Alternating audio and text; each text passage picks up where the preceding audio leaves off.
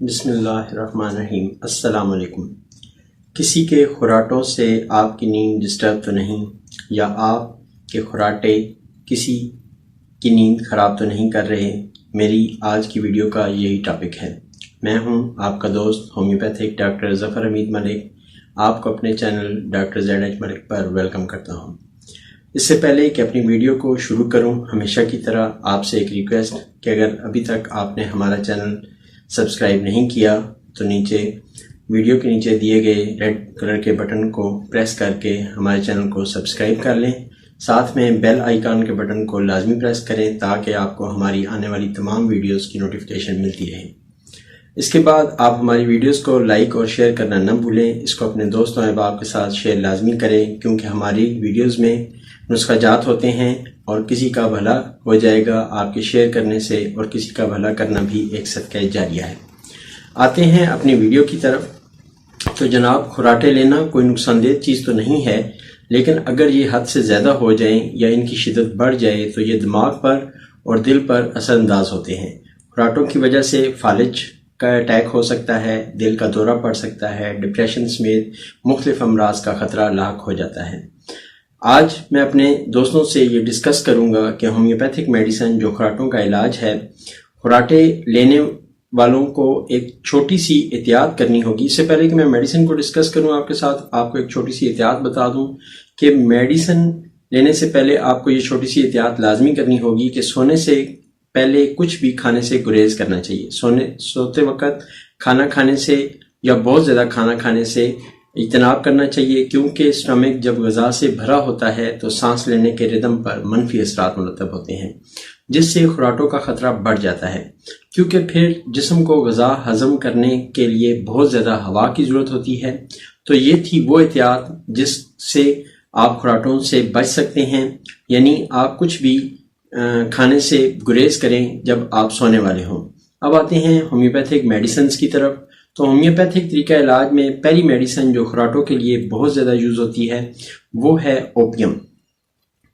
Opium میں خراٹے لینے والا جو مریض ہوتا ہے اس کے بہت ہی بلند ترین آواز میں خراٹے لینے کی اس کو عادت ہوتی ہے۔ اگر بہت ہی زیادہ کوئی بلند ترین آواز میں خراٹے لے رہا ہو تو اوپیم اس کی میڈیسن ہے۔ اس کو آپ 200 کی پوٹینسی میں رات کو سوتے وقت ایک ڈوز استعمال کر سکتے ہیں۔ سیکنڈ میڈیسن جو اس میں بہت زیادہ یوز ہوتی ہے وہ ہے کلکیریا کار۔ یہ موٹے لوگوں کی میڈیسن ہے، یعنی جن کی جسامت موٹی ہو اور ان کے خراٹے بہت زیادہ ہوں اور ہر وقت وہ سونے کے لیے تیار رہیں، یعنی موٹے لوگ یہ میڈیسن 200 کی پوٹینسی میں 200 کی پوٹینسی میں رات کو سوتے وقت ایک ڈوز لے لیں، 1 چمچ پانی میں 5 قطرے۔ تو یہ ان کے لیے بہت ہی اچھی میڈیسن ثابت ہوگی اور اس سے موٹے لوگوں کے خراٹے انشاءاللہ تعالی ختم ہو جائیں گے۔ تھرڈ میڈیسن ہے ان مریضوں کے لیے ہے جن کو شوگر ہو، رات کو ان کی زبان خشک ہو جاتی ہو، زبان پر کانٹے لگنے کا احساس ہو، اعصابی کمزوری ہو، ساتھ میں خراٹے ہوں، تو یہ میڈیسن ہے ایسڈ فاسٹ۔ یہ 10 قطرے صبح دوپہر شام کھانا کھانے کے درمیان میں 1 گھونٹ پانی میں ڈال کے استعمال کر لیں۔ اگر شوگر کے مریضوں کے لیے یہ ایک نعمت سے کم نہیں ہے اور اس سے شوگر کے مریض جو ہے وہ یوز کریں تو ان کی خراٹے جو ہے وہ ختم ہو جائیں گے۔ نیکسٹ میڈیسن ہے ہمارے ہاں سپونجیا۔ یہ بہت ہی خاص میڈیسن ہے ان مریضوں کے لیے جن کی سانس آرے کی مانند چلتا ہے۔ یہ نزلہ زکام میں اور کھانسی کی بہترین میڈیسن ہے۔ ایسے لوگ جن کو یہ شکایت نزلہ زکام کھانسی کی زیادہ رہتی ہو، وہ نیند میں خراٹے بھی عجیب قسم کے لیتے ہیں۔